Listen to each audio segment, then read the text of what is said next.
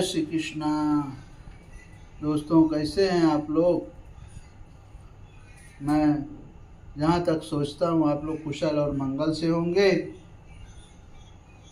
भगवान आप सभी को अपना आशीर्वाद बनाए रखें और आपका दुख दूर करे। आज हम श्रीमद् भागवत महापुराण की कथा 6वां स्कंद की 8वां अध्याय की कथा सुनाएंगे। उसमें है, आज की कथा में है दक्ष प्रजापति की 60 कन्याओं के वंश का विवरण। अब श्री सुखदेव जी कहते हैं, परीक्षित, तदंतर ब्रह्मा जी के बहुत अनुनय विनय करने पर दक्ष प्रजापति ने अपनी पत्नी असिंकनी के गर्भ से 60 कन्याएं उत्पन्न की। कथा बहुत इंटरेस्टिंग है दोस्तों, आप कथा में बने रहिए और पूरी कथा सुनिएगा। वे सभी अपने पिता दक्ष के से बहुत प्रेम करती थी। दक्ष प्रजापति ने उनमें से 10 कन्याएं धर्म को, 13 कश्यप को, 27 चंद्रमा को, 2 भूत को और 2 अंगिरा को, 2 कृशाश्व को और शेष 4 तक्षर नामधारी कश्यप को ही ब्याह दी। अब परीक्षित, तुम इन 10 दक्ष कन्याओं और इनकी संतानों में से नाम मुझसे सुनो। इन्हीं की वंश परंपरा तीनों लोकों में फैली हुई है। अब धर्म की 10 पत्नियां वो कौन कौन थी? भानु, लंबा, कुकुभ, जामी, विश्वा, साध्या, मरुत्वती, वसु, मुहूर्ता और संकल्पा। ये 10 जो पत्नियां थी ये धर्म की थी। इनके पुत्रों के नाम सुनो। राजन, भानु का पुत्र देव ऋषभ और उसका इंद्रसेन था। लांबा का पुत्र हुआ विधोत और उसके मेघगण। कुकुम्भ का पुत्र हुआ संकट, उसका कीकट और कीकट के पुत्र हुए पृथ्वी के संपूर्ण दुर्गों यानी किलों के अभिमानी देवता। अब जामी के पुत्र का नाम था स्वर्ग और उसका पुत्र हुआ नंदी। देखिए, अब विश्वा के विश्वदेव हुए, उनके कोई संतान न हुई। साध्या के साध्यगण हुए और उनका पुत्र हुआ अर्थ सिद्धि। अब मरुत्वती के 2 पुत्र हुए, मरुत्वान और जयंत। जयंत भगवान वासुदेव के अंश हैं, जिन्हें लोग उपेंद्र भी कहते हैं। अब मुहूर्ता से मुहूर्त के अभिमानी देवता उत्पन्न हुए। ये अपने अपने मुहूर्त में जीवों को उनके कर्मानुसार फल देते हैं। संकल्पा का पुत्र हुआ संकल्प और उसका काम। अब वसु के पुत्र 8 वसु हुए, उनके नाम मुझसे सुनो। अब जो वसु के 8 पुत्र थे उनके नाम सुनिए। द्रोण, प्राण, ध्रुव, अर्क, अग्नि, दोष, वसु और विभावसु। अब द्रोण की पत्नी का नाम है अभिमति। उससे हर्ष, शोक, भय आदि के अभिमानी देवता उत्पन्न हुए। प्राण की पत्नी उर्जस्वती के गर्भ से सह, आय और पुरोजव नाम के 3 पुत्र हुए। ध्रुव की पत्नी धरणी ने अनेक नगरों के अभिमानी देवता उत्पन्न किए। अर्क की पत्नी वासना के गर्भ से तृष्णा आदि पुत्र हुए। अग्नि नामक वसु की पत्नी धारा के गर्भ से द्रविण का आज बहुत से पुत्र उत्पन्न हुए। अब कृतिका पुत्र स्कंद भी अग्नि से ही उत्पन्न हुए, उनसे विशाख आदि का जन्म हुआ। अब दोष की पत्नी शर्वरी के गर्भ से शिशुमार का जन्म हुआ, वह भगवान का कलावतार है। अब वसु की पत्नी अंगिरसी से शिल्प कला के अधिपति विश्वकर्मा जी हुए। विश्वकर्मा जी जो हैं वो वसु की पत्नी अंगिरसी से हुए। अब विश्वकर्मा के उन भार्या कृति के गर्भ से चाक्षुष मनु हुए और उनके पुत्र विश्वदेव एवं साध्य गण हुए। बहुत अच्छी कथा है दोस्तों, बहुत अच्छी जानकारी आपको मिल रही है। अब विभावसु की पत्नी उषा से 3 पुत्र हुए, वयुष्ठ, रोचिस और आतप। उनमें से आतप के पंचयाम यानी दिवस नामक पुत्र हुआ। उसी के कारण सब जीव अपने अपने कार्यों में लगे रहते हैं। अब भूत की पत्नी दक्ष नंदिनी स्वरूपा ने कोटि कोटि रुद्रगण उत्पन्न किए। अब इनमें रैवत, अज, भव, भीम, वाम, उग्र, वृक्षाकपि, अजैकपाद, अहिर्बुद्धन्य, बहुरूप और महान, ये 11 मुख्य हैं। अब भूत की दूसरी पत्नी भूता से भयंकर भूत और विनायक आदि का जन्म हुआ। ये सब 11वें प्रधान रुद्र महान के पार्षद हुए। अब अंगिरा प्रजापति की पत्नी प्रथम पत्नी स्वधा ने पितृगण को उत्पन्न किया और दूसरी पत्नी सती ने अथर्वगिरस नामक वेद को ही पुत्र रूप में स्वीकार कर लिया। अब कृशाशस्सु की पत्नी अर्ची ने धूम्रकेश का जन्म हुआ और धिषणा से 4 पुत्र हुए। अब उनसे कौन कौन से पुत्र हैं? वेदशिरा, देवल, वयुन और मनु। अब ताक्षर नामधारी कश्यप की 4 स्त्रियां थी, वो हैं विनीता, कद्रु, पतंगी और यामिनी।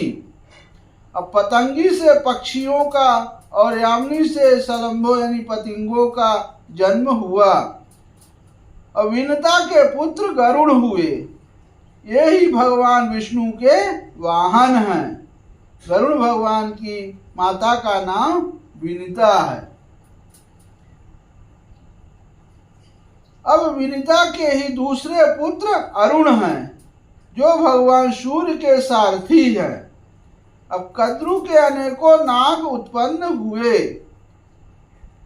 परीक्षित, सुनो परीक्षित, कृति का आदि 27 नक्षत्रा विभावनी देवियां चंद्रमा की पत्नियां हैं।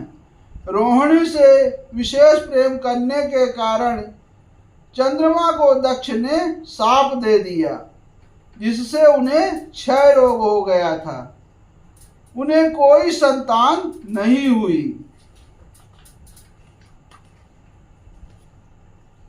अब उन्होंने दक्ष को फिर से प्रसन्न करके कृष्ण पक्ष की क्षीण कलाओं के शुक्ल पक्ष में पूर्ण होने का वर तो प्राप्त कर लिया, परंतु नक्षत्राभिमानी देवियों से उन्हें कोई संतान ना हुई। अब तुम कश्यप पत्नियों के मंगलमय नाम सुनो। कश्यप ऋषि के जो पत्नियां थी वे लोक माताएं हैं, उन्हीं से यह सारी सृष्टि उत्पन्न हुई। अब उनके नाम हैं